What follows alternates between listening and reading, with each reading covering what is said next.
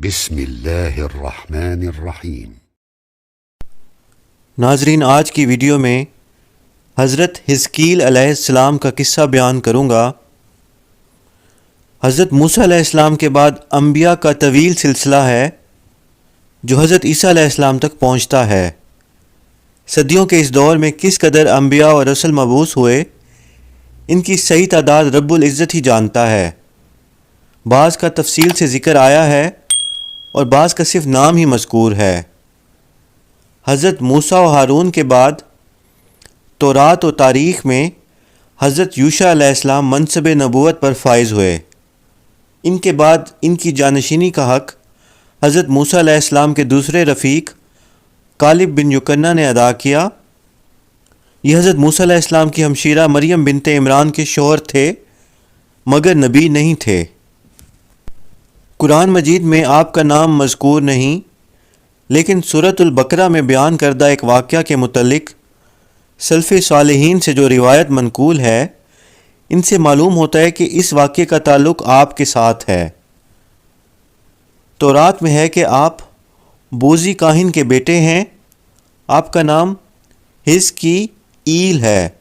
عبرانی زبان میں ایل اسم جلالت ہے اور حزقی کے معنی قدرت اور قوت کے ہیں، جبکہ عربی زبان میں آپ کے نام کا ترجمہ قدرت اللہ ہوا۔ آپ کے والد ماجد کا انتقال آپ کے بچپن میں ہو گیا تھا۔ آپ کے زمانہ بعثت کے وقت آپ کی والدہ ماجدہ ضعیف ہو چکی تھی، اس لیے آپ اسرائیلیوں میں ابن العجوز یعنی بڑھیا کا بیٹا مشہور تھے۔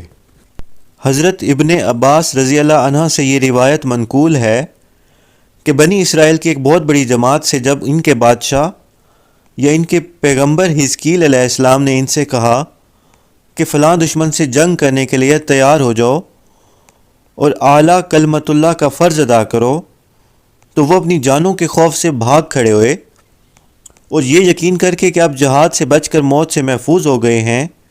اب یا تو پیغمبر نے ان کی اس حرکت پر ان کے لیے بد دعا کی، یا اللہ تعالیٰ کو خود ان کی یہ بات پسند نہ آئی۔ بہرحال اس کے غضب نے ان پر موت طاری کر دی اور سب کے سب موت کی آغوش میں چلے گئے۔ یہ بات واضح ہے کہ موت و حیات تقدیر الہی کے تابع ہے۔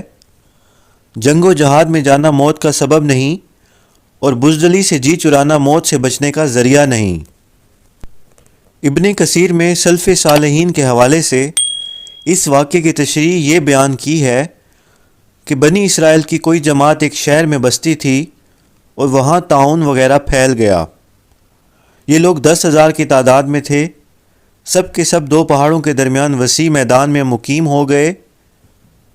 اللہ تعالیٰ نے ان پر اور دنیا کی دوسری قوموں پر واضح کرنے کے لیے کہ موت سے کوئی شخص بھاگ کر جان نہیں چھڑا سکتا، 2 فرشتے بھیج دیے جو میدان کے دونوں سروں پر آ کر کھڑے ہو گئے اور ایک آواز دی جس سے سب کے سب بیک وقت مر گئے۔